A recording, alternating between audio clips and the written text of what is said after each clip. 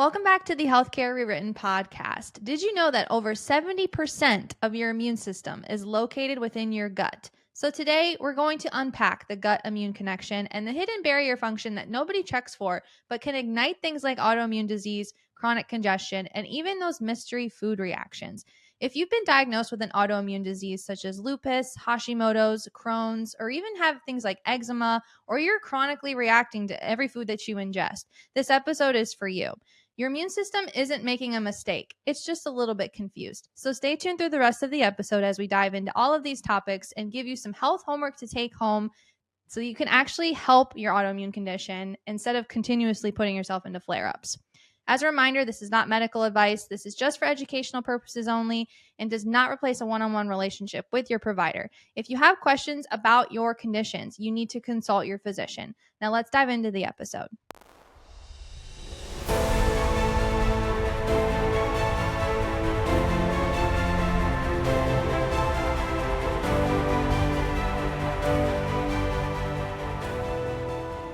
Alrighty, everyone, welcome into another episode of the Healthcare Rewritten podcast. Welcome in. Hello. This episode is going to be very personal for us. Really buckle up here because I would say, I'm going to guess at least the next 2 months, probably the next at least 8 episodes, bare minimum, we're going to be talking about the gut microbiome, about the gastrointestinal tract, conditions associated with it, what we can do. We could probably make 100 episodes on these, but we're probably going to do at least 8. Yeah. Breaking down everything gut health. So buckle up. With some holiday spice in between. Yeah, that's right. Some pumpkin spice right now. And then what's the spice for Christmas? Allspice? Nutmeg or something. Isn't that considered like the spice? Well, nutmeg is in pumpkin spice, isn't it? I have no clue. I don't know either. I'm not a baker. I'm not a PSL gal, so I don't know. Anyways, we didn't really do anything crazy this weekend. No really crazy updates for you guys on the Dr. Collin and Dr. Lena front. No, not really. Front. I mean, this is our show. We can talk about what we want. I'm going to ask you guys right now, if you're listening, this has nothing to do with the show. Drop what your favorite sports team is in the comments below. Just curious. Who do you like? I'm a huge Patriots fan. We're amazing again. We're going to win the Super Bowl. Drake May is the MVP. Life is great again for New England fans. If I never hear the name Drake May again, I'd probably be okay. Lena. And that's the end of the show. Thank you guys for listening. No. We'll see you all next week. There was something. Drake May doesn't eat gluten. Does he? He doesn't? I don't know. Probably. Look at him. Oh, I mean, he does great. Pliability, right? That's right. Next Tom Brady. Yeah. Oh, I guess one thing that happened, Vinny had his first trunk or treat. Yes. So that was fun. He had absolutely no interest in actually doing like the trunk or treat. He really just wanted to run around and put his hand in everybody's buckets, basically. And say hi to everyone. Yeah, and say hi. Obviously, we did not let him ingest any of the candy that he got. But what I plan to do with it, which is something that we talked about in our holistic Halloween episode, we plan to do either the Switch Witch, or I even just thought of this after we recorded that episode, but to use that candy to build gingerbread houses for Christmas time. So yeah. I think you can do both. You can still just take the candy and you can use it towards. Yep. Yeah. Yep. So that was fun. Our costumes. If you haven't seen them yet, go check out our Instagram. I'll throw up a picture too right now for everyone to see here. We were characters from one of our shows that we really like called Over the Garden Wall. I'll do a side by side, so you get to see us on one side, you get to see the actual characters. Yeah. On the other side. Not many people knew who we were, but it's okay because our costumes were really cute. It was perfect. Lena worked really hard on getting those set up. Yeah. So that was a lot of fun. And it was good dressing up with him. Mm-hmm. My sister even dressed up as Boo from Monsters Inc. Yeah. Monsters Inc. Carter didn't dress up as. Yeah. Well, so we're recording this episode in October. This will release in November. So Halloween will already be over by the time this episode comes out. But yeah. So, super fun. Anyways. You want to get into it? We got a lot to cover today, so we're going to dive right into the root cause rundown. All right.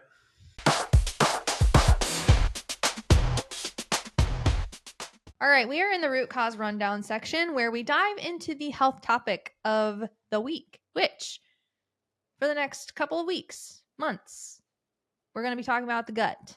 This is our wheelhouse, baby. Yeah. Let's do it. The gut is the foundation for so many functions in the body. But the main one that we're going to focus on is the immune system. Okay. 70% of your immune system is located in your gut.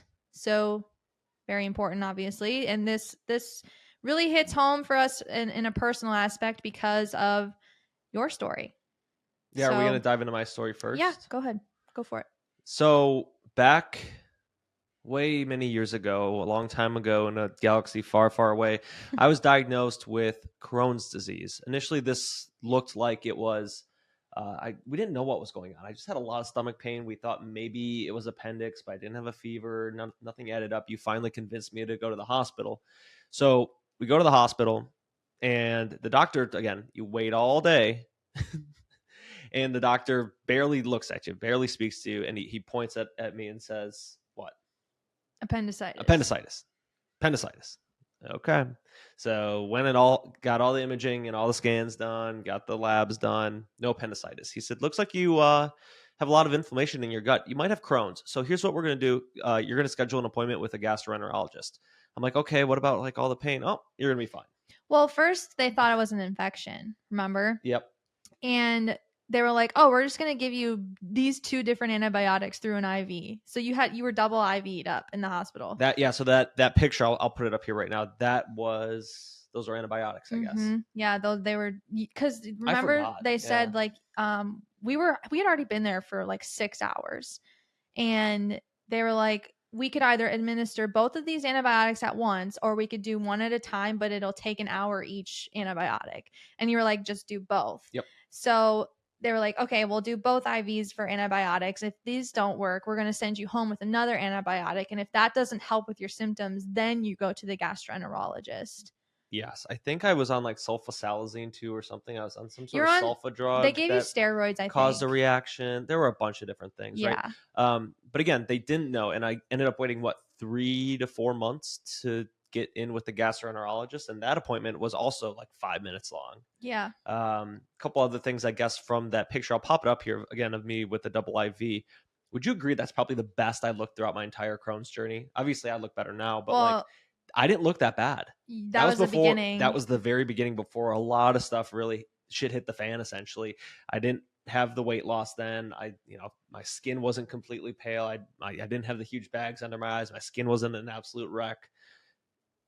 Like, that was probably the best I looked. You were a little puffy, like you were inflamed. Oh, absolutely. But like after that was when the disease process really started kicking in. But at that point, we didn't know that you looked inflamed.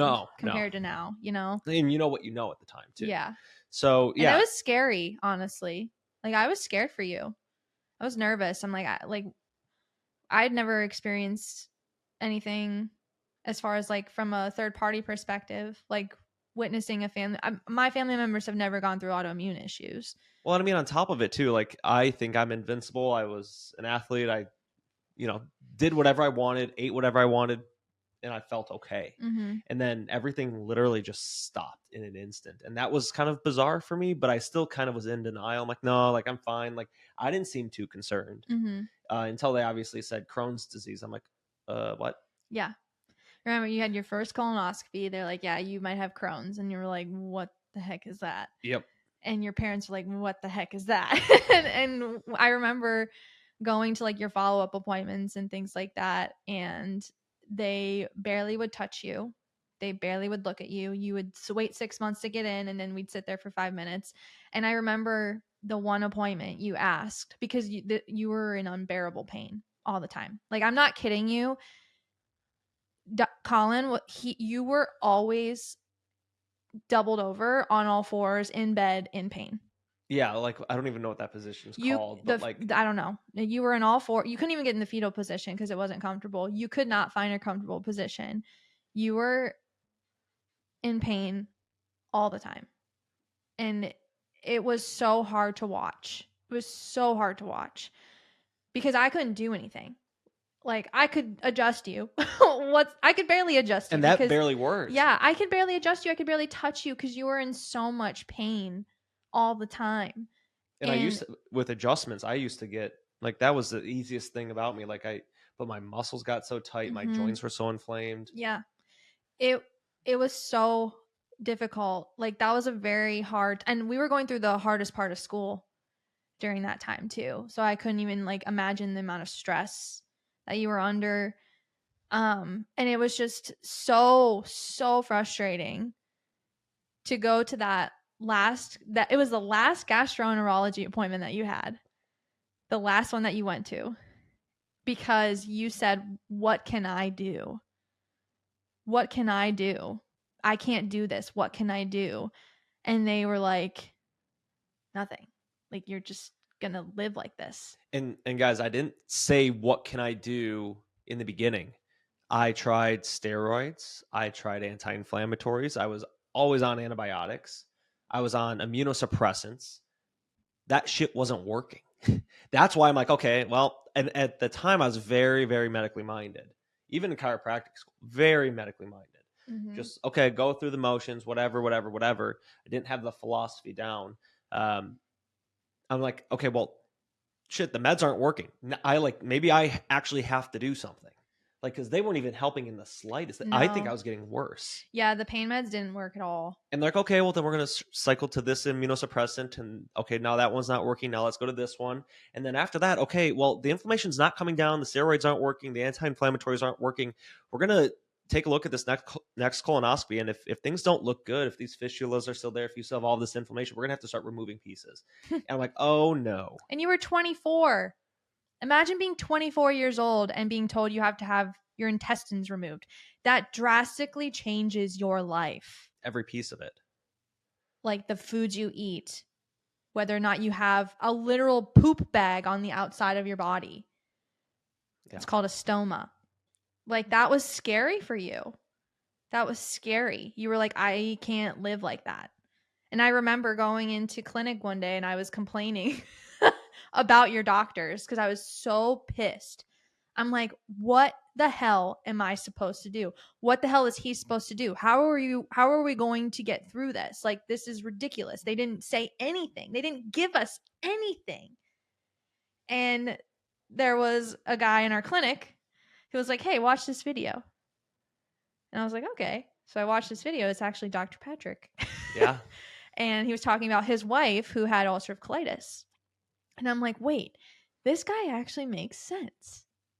And I showed it to you and I was like, Collin, like this makes sense. Never. And at that time, we'd taken pathology, we've taken nutrition, we've taken hundreds of hours of classwork and coursework, not only in undergraduate, but in our doctorate program too.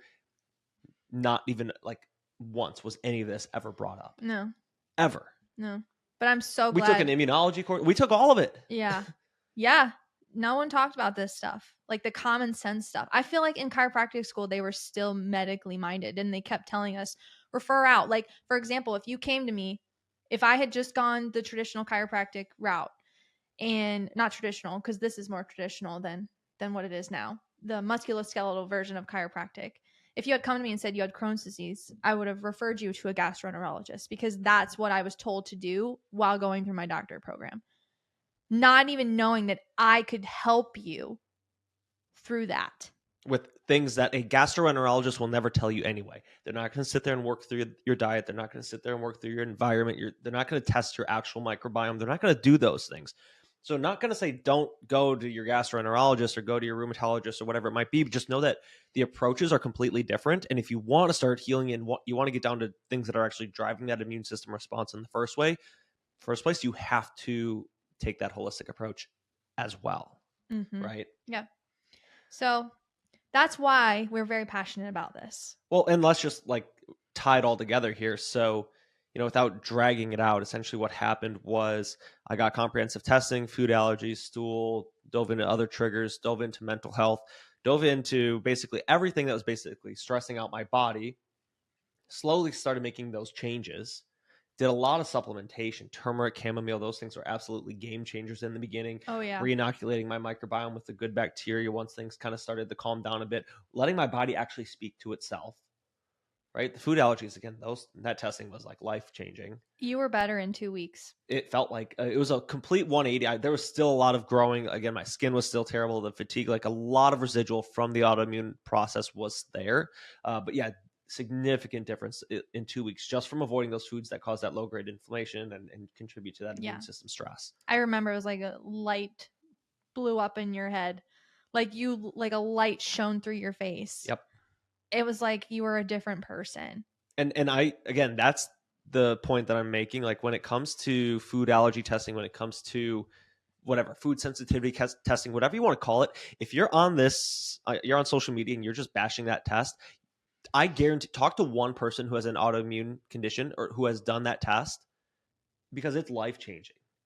And there's no one out there that I can even debate about it except for my personal experience. I mean, obviously you can debate the data, but my personal experience, you cannot take that away from me. And I promise other people would think the exact same. Yeah. I mean, we've helped hundreds of people with similar conditions, with any autoimmune condition, and they will 100% tell you that it has drastically improved their life. Does it suck in the moment? Yeah, especially if you're allergic to your favorite foods, but they know the consequences of when they eat them. Well, and I didn't care at that point. When I asked my doctor, I said, okay, what can I do? Like, I did not care what that was.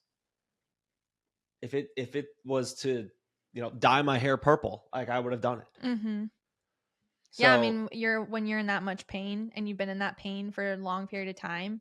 Yeah, the embarrassing part was I was seeing patients. I was in the student clinic. I was getting into the clinic in Moline too, and I could barely stand up straight. I could barely take care of myself. I'm like, this is not a good look. Like, I hate that. Mm-hmm. I hate not being able to take care of myself, but then tell other people how to take care of themselves. Like, I hate that. Yeah. I feel like a hypocrite. Yeah. Well, and you didn't know what to do. You were doing what you were told. I was doing what I was told. I was doing what I was taught. Mm-hmm. Right? Here, take this. There's nothing else that you can do. They wanted to say it's a genetic component. I'm like calling all my family members, like as if it had anything to do with it. Oh, well, it can't. It's genetic. Okay, well, mom, dad, nope. Okay, grandma, grandpa, nope. Okay, other grandma and grandpa, nope. Okay, aunts, like, where did this come from? Like, I'm doing all this research to figure out where it came from. That doesn't fucking matter. What matters is what I can actually do about it. But they make you think that there's nothing that you can do. Yeah. And that's where you get stuck. You're like, I'm going to continue to take this medication the rest of my life. I'm going to continue to just follow the program, essentially. Right. I remember we even met, I'm not going to give too many specifics, but we met someone who's like, no, I'm okay on the medication. Yeah, I remember that. Literally met someone with Crohn's, and I'm like, hey, like, this is what I did. I did this. It's not that hard. Like, you can do this too. No, I'm okay on the meds. Until that medication stops working, which it will. Yep. And then you're on to the next one and the next one and the next one.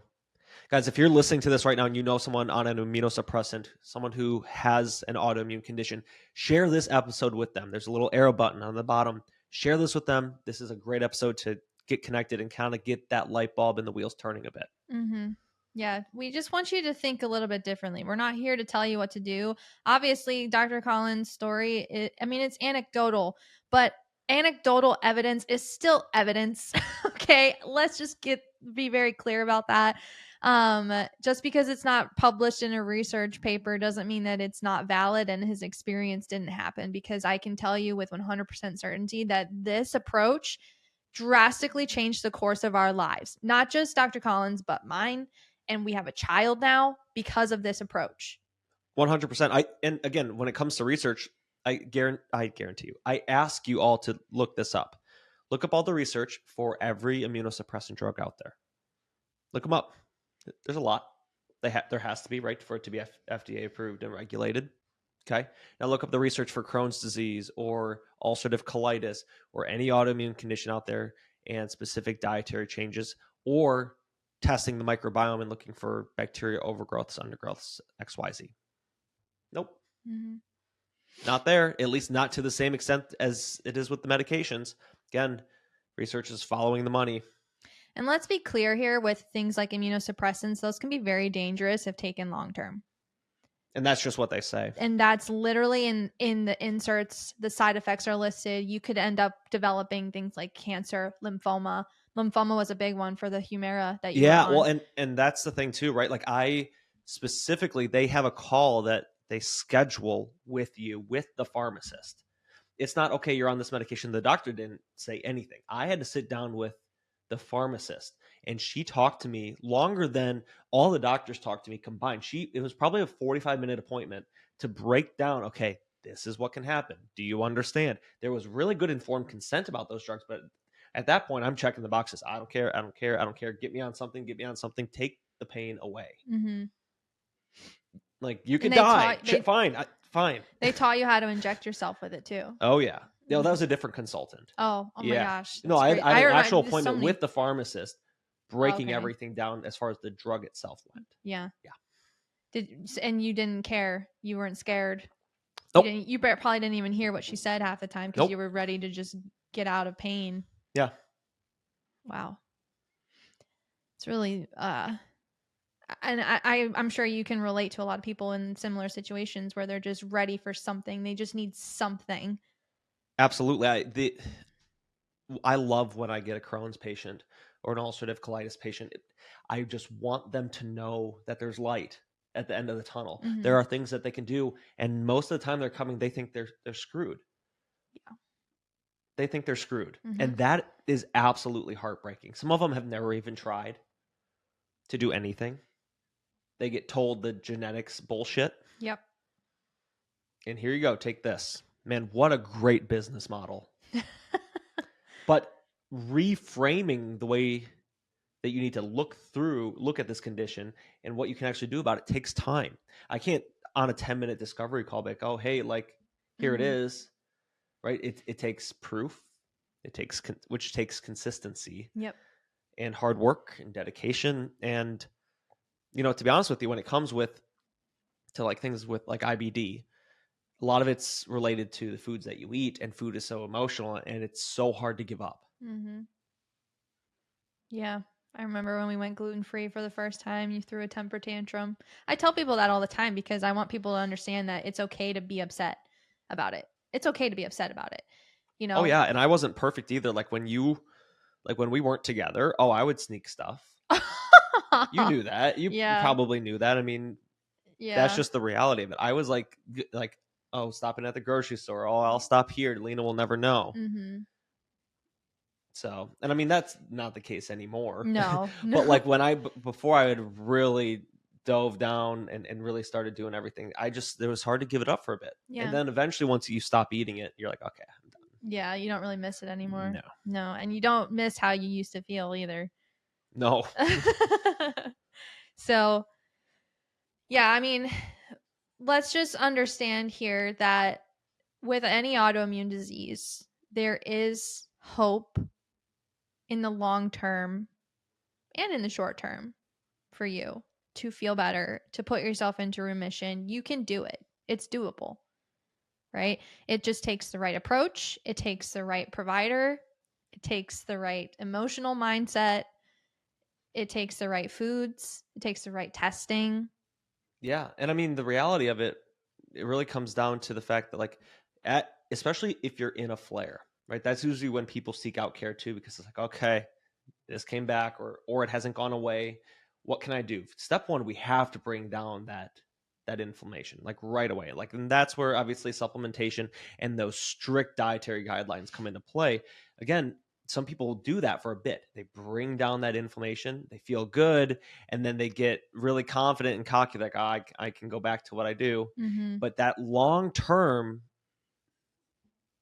period where we can actually have that low grade or no inflammation, can't have none, but where we can keep that inflammatory level low, that healing process can start to happen. And then over time, that's where the symptomatology starts to go away. Mm-hmm. But we have to have patients who are patient enough for that. Right. Yeah. So what would you say is the common denominator between every autoimmune condition? that there is. Leaky gut.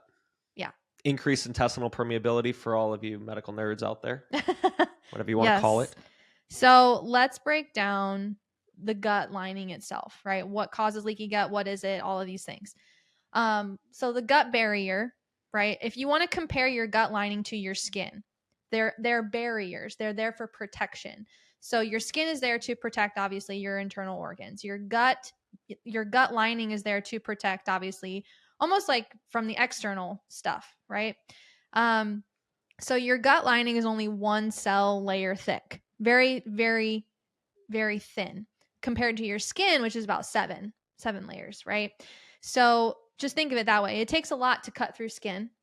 So if your gut is only one cell layer thick, it doesn't take much to break it down, and it's held together by these things called tight junctions. So each cell is held together by a tight junction, and there are things that can break apart those tight junctions, which essentially is what leads to leaky gut or increased intestinal hyperpermeability. Yep. And on top of that, remember the gut is selectively permeable, so things can go in. We want those two. That's how we absorb things. Like vitamins and minerals and nutrients, right?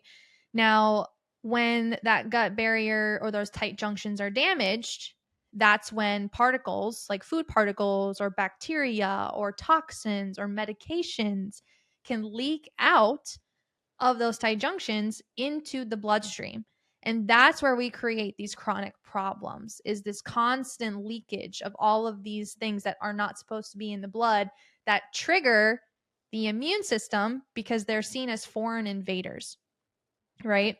So what are things that can break apart tight junctions? Gluten. Gluten's in number the one. form of recruiting a protein called zonulin. Mm-hmm.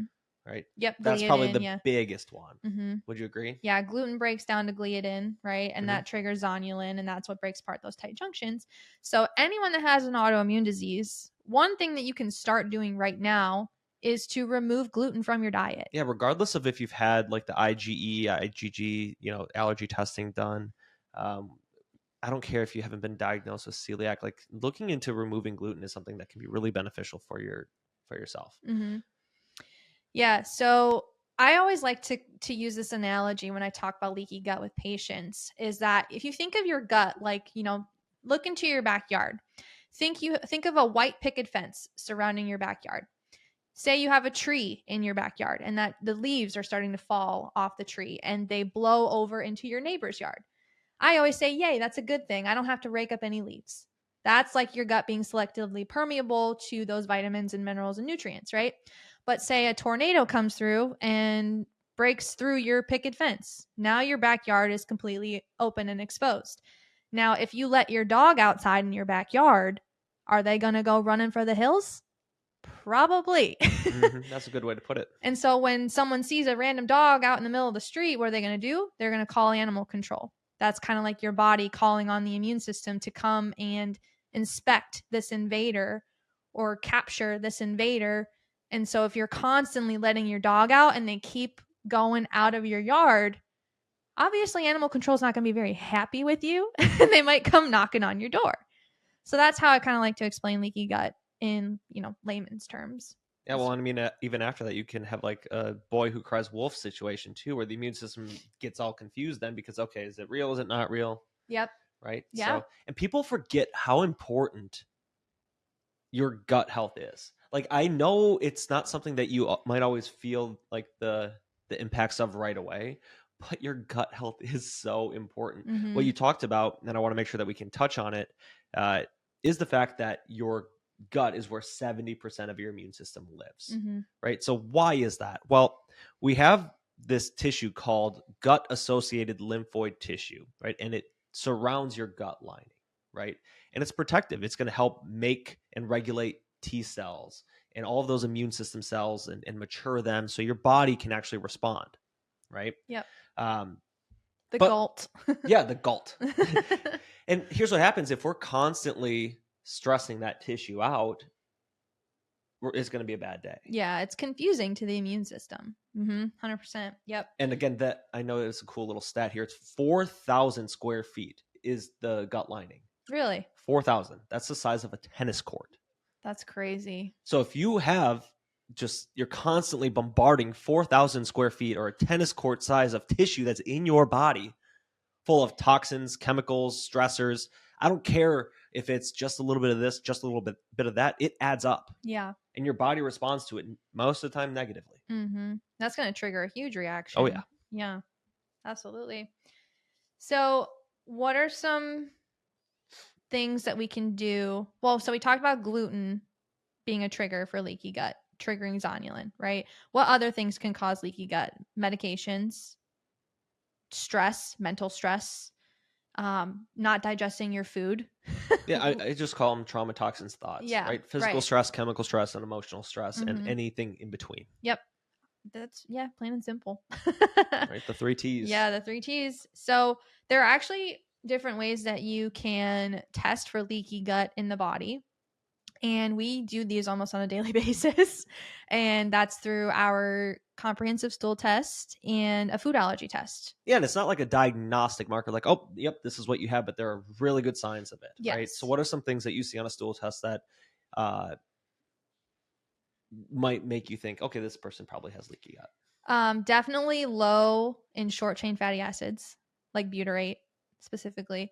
Also things like an elevated fecal secretory IgA. That's just a sign that the immune system is very stressed out. It's trying to produce more mucus to protect you. So clearly there's some damage being done. Also a deficiency in a specific bacteria called Akkermansia muciniphila. And if it's in the word mucin, mucus, right? That's a mucus producing bacteria. So if you're deficient in it, your gut lining probably is not very mucusy, so it's not doing its job very well. So those are the kind of the top 3. I would say we can add markers on like zonulin as well too, so you get a good response and see what that looks like too, which can obviously contribute. 100%, yeah. So. I also really like to use food allergies as an indicator of what extent of leaky gut do they have, right? Obviously, food allergies can cause leaky gut, and leaky gut can cause food allergies. So it's kind of like a double-edged sword, right? So, but if they have a large number of food allergies, so, I'd probably say average, how many food allergies do you see on a test? Typically like 16. Yeah, give or take. I think that's about average. If they have a large number of food allergies, I'm usually thinking, okay, your gut is has no integrity whatsoever. You're reacting. These are the people that react to everything. Yeah, everything upsets them. Noise, even. I mean, anything on the skin, anything in the air, any food that they eat. They're just constantly having histamine problems all the time. Allergies, like just seasonal congestion, all of that. So if they have a large number of food allergies, I'm like, okay, your gut lining integrity is very poor. If they have a low number of food allergies, I'm still thinking that they have poor integrity, but it's been going on for a long time. It's like that boy who cried wolf situation where their immune system cannot keep up anymore. So it just stops reacting. Yeah, it's not flagging as much. So how chronically inflamed are you, basically? How chronically have you had leaky gut going on is why I use a lot of food allergy testing. So absolutely. Yep. So there are different ways that obviously you can heal leaky gut, which we will talk about in our, I'm sure we could talk about it in our health homework. Or do you want to talk about it now? No, we'll give a piece of health homework. We have a lot to dive into when it comes to leaky gut. We might do a whole episode on leaky gut itself. I would like to do, and comment down below, what type of categories would you like us to make sure that we hit on when it comes to gut health? I want to make sure that we can talk specifically about Crohn's, ulcerative colitis, maybe celiac. I want to make sure that we can talk about comprehensive testing. I would like to make sure that we can do a whole episode on leaky gut itself. Yeah. Right. And the research behind leaky gut. I think that would be important. The microbiome, like the commensals, right? I think we could do a whole episode on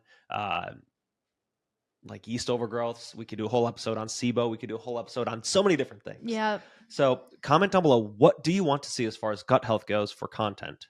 Put it in the comments below. Yep.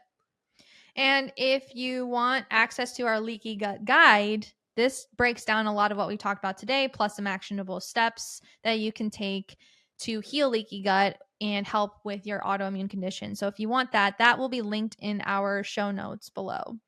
So definitely take a look at that. Yeah. And again, if you want more help, definitely reach out to us. Typically, when it comes down to the gut, obviously you want to calm the system down, reduce that inflammation, that inflammatory response initially, so the body can do what it's supposed to do. Again, you want to be pairing that with testing to see, okay, what is the microbiome doing? How are we digesting our foods? Are there any things that are disrupting that microbiome or causing more inflammation? So you'd like to test for those, and then obviously address overgrowths if there are some, whether those are bacterial, yeast, parasitic, whatever we're seeing there that's disrupting that immune system and that gut flora. Getting rid of that, detoxing, making sure that we have the ability to eliminate these toxins out of our body, then re-inoculating, so reintroducing the good bacteria, and then retesting to see what do we need to do from there.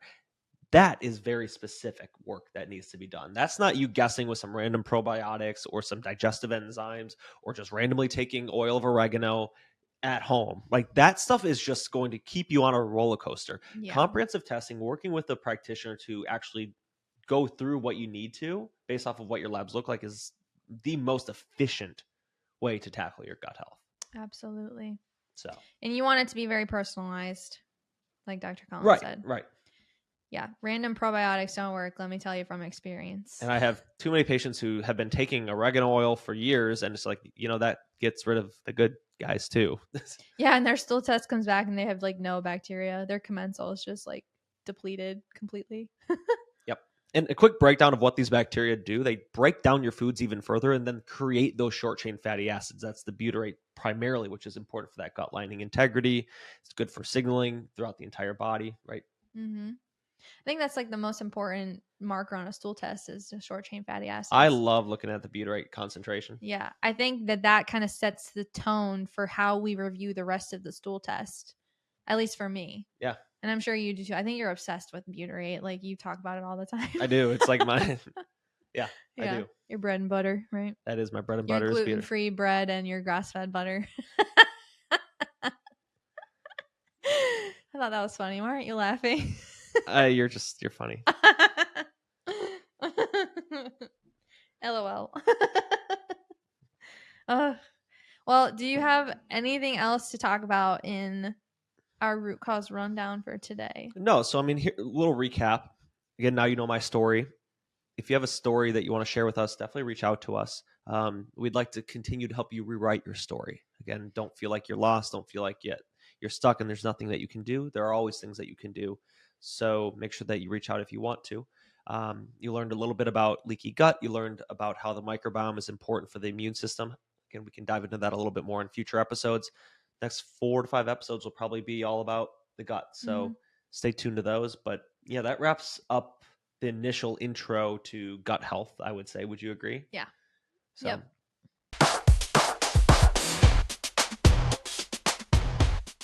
Welcome into the mailbag, Dr. Lena. Did you check the mail today? I did check the mail. Did we get any letters? Yeah. We just got a letter. So this is a really good question because a lot of functional wellness, holistic practitioners get a lot of frack for... Is frack the right word? Is the frack the right word? Get a lot of... Isn't it flack? That's embarrassing. It's okay. I'm keeping it. Okay. Get a lot of flack. Get a lot of fracking. Fracking. What the for frack? Always recommending supplements. Okay. So the question here is, are supplements always necessary for best results?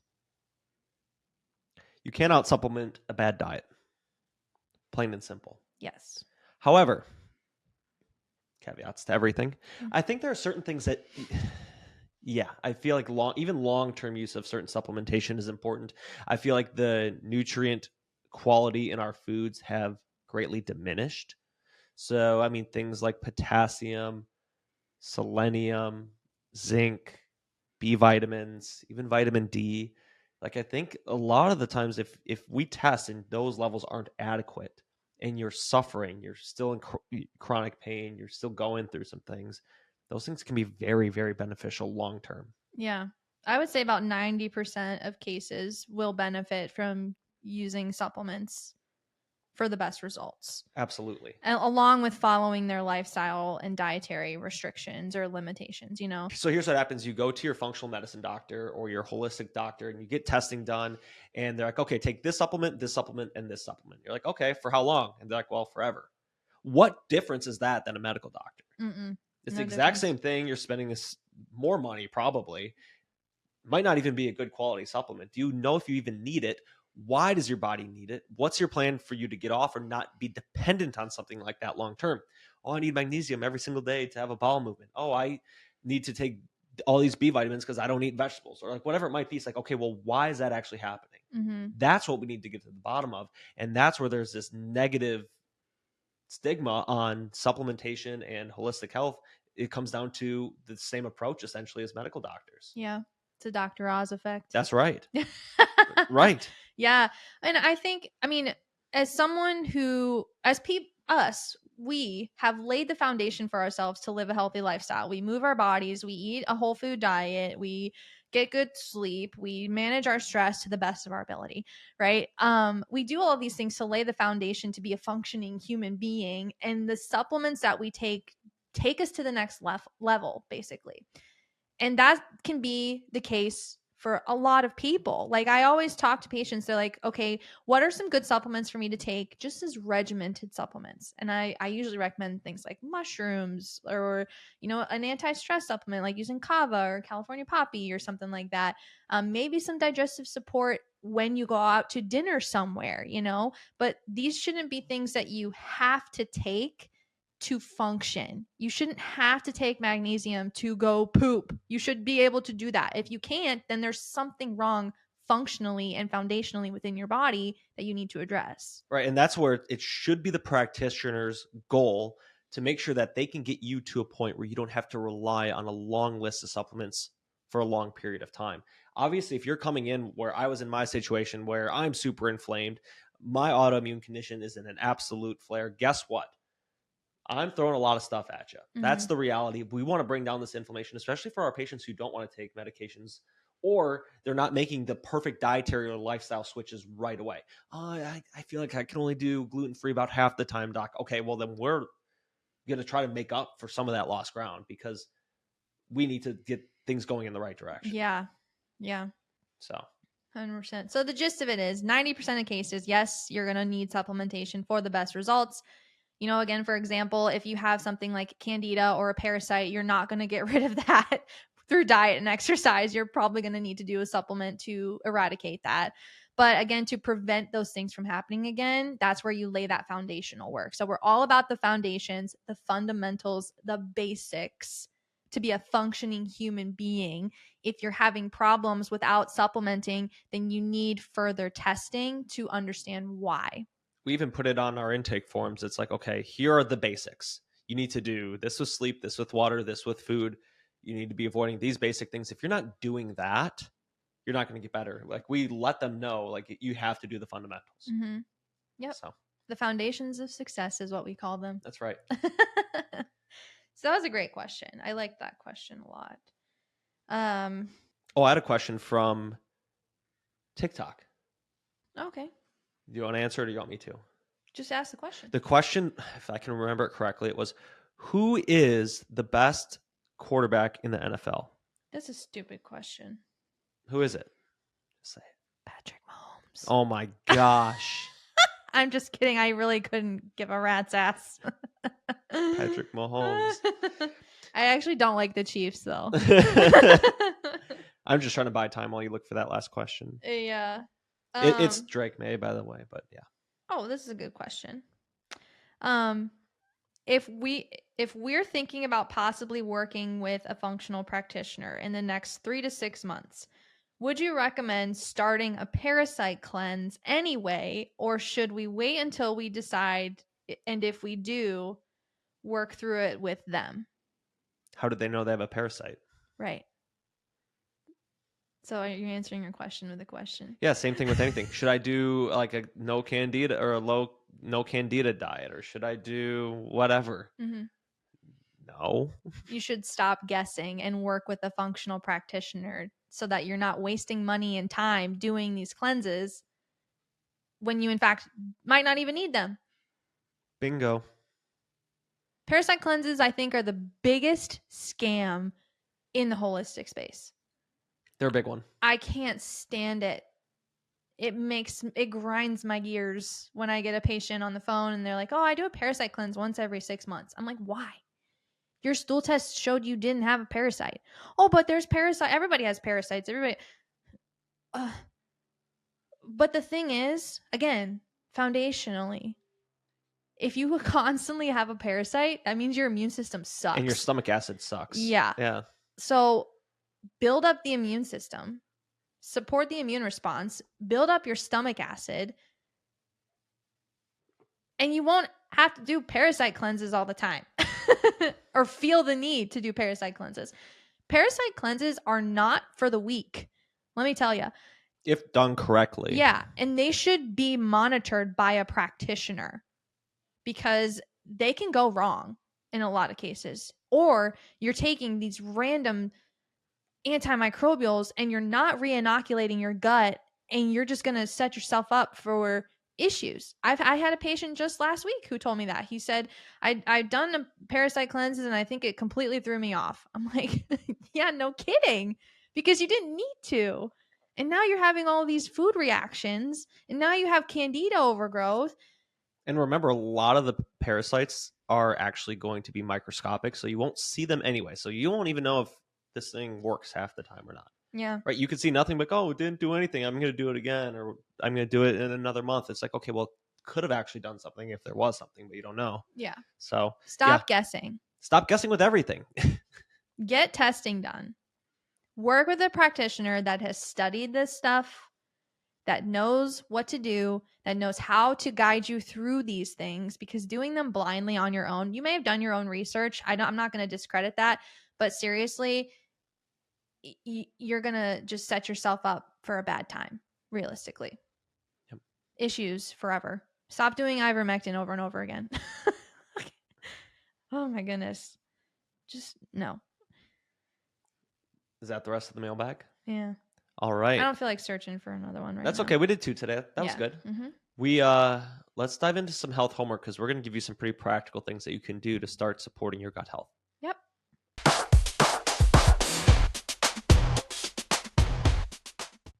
All right. We are in our health homework section where we give you tangible things you can take home to improve your health and your family's health.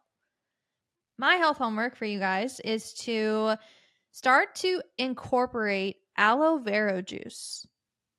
Aloe vera juice. There you go. I said it wrong. Aloe vera. Aloe vera juice. Oh, frack. I said aloe vera. Oh, frack. Frickin' Fraggle Rock. Anyways, shut up. I'm talking. Aloe vera juice. Okay.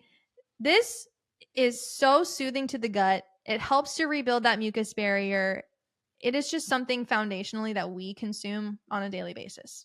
You know, you don't need a lot of it. It tastes like lake water. Who cares? Take an ounce of it twice a day.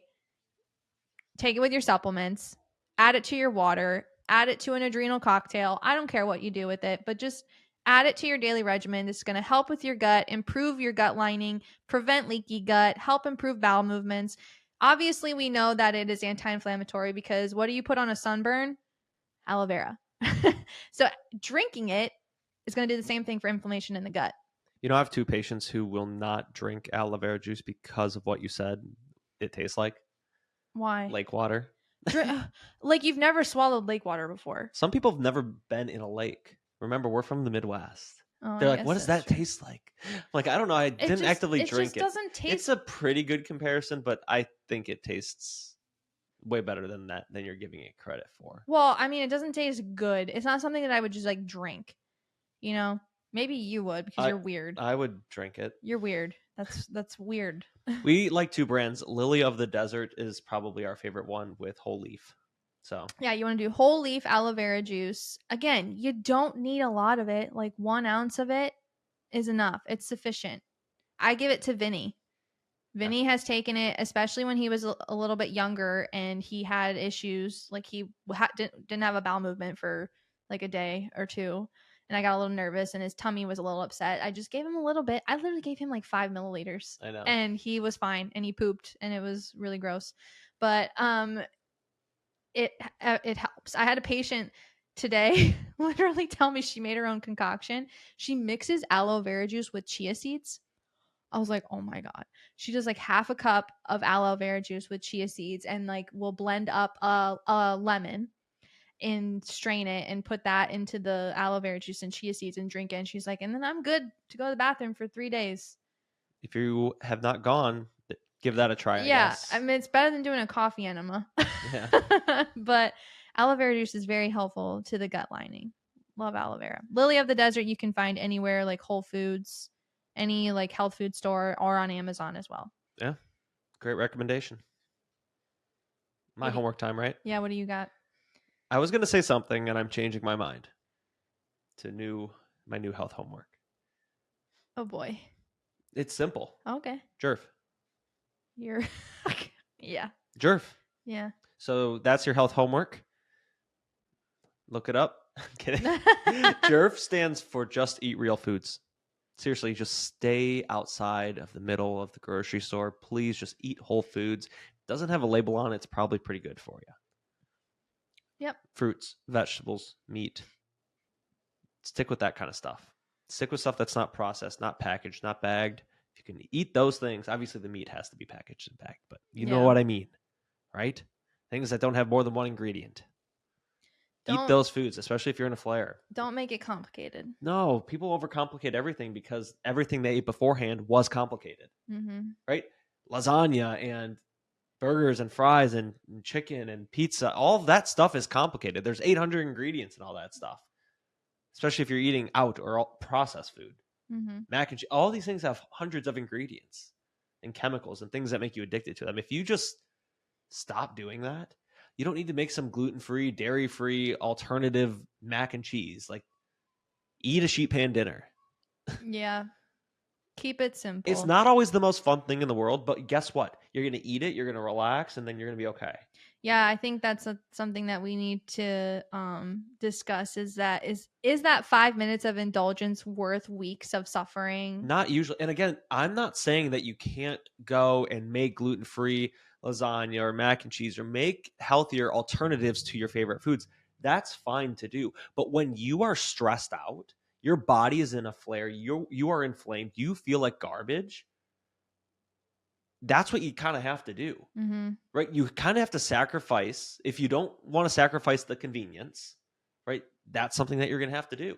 Keep it really simple. Just eat real foods. Now, if you have all the time in the world to make all these meals, and I don't, but if you do, go for it. Eat what you want as long as you're within those guidelines and parameters. But if you're like the average working American where you're gone all day, you get home, you're tired, like the last thing I want to do is prepare something like that. Right. That's for like special occasions. Yeah. So just eat real foods, eat fruits, eat vegetables, eat meat. Your body will thank you for it. And that is your health homework from Dr. Collin. Yeah. Like, what did we eat the other day? Sweet potatoes, peppers. You put apples in it. And sausage. Easy. You literally just found what we had left. We didn't even go to the grocery store. Yeah, I literally had I used what was left over in our fridge from the last like 2 weeks. And so I just put it all together and it was really good. Put some lime juice on it, half of an avocado. I put some goat cheese on mine. Yep. It was delicious. And Vinny loved it too. He ate the whole freaking thing.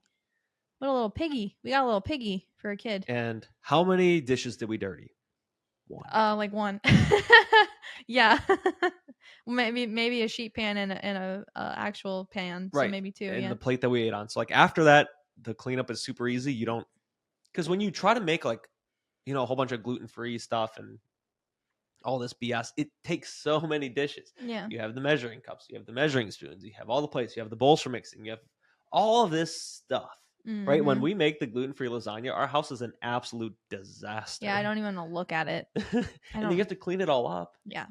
So it's like, yeah, just eat real foods. If you're sticking with fruits, vegetables, and meats, more protein-based, you're not going to have that huge insulin response anyway. So you're not going to be completely exhausted after. So that blood sugar response. You hit pretty much every health condition by just eating a whole real food diet. And people know this. You know this. We just have to do it. Yeah. So. All right. That's going to wrap it up for us today. Yeah. Thank you all for listening. We're going to continue to talk about the gut next week. If you haven't yet, please hit the subscribe button. It's in the bottom right. It means so much to us. It's the best way to support our show. If you found this video useful, make sure you share it with someone who you feel like could also find it useful. There's a like button if you want to hit that. That means a lot to us.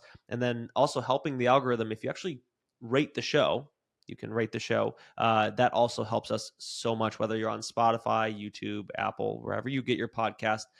Like, follow, share, subscribe. It means the world to us. Thank you all for listening.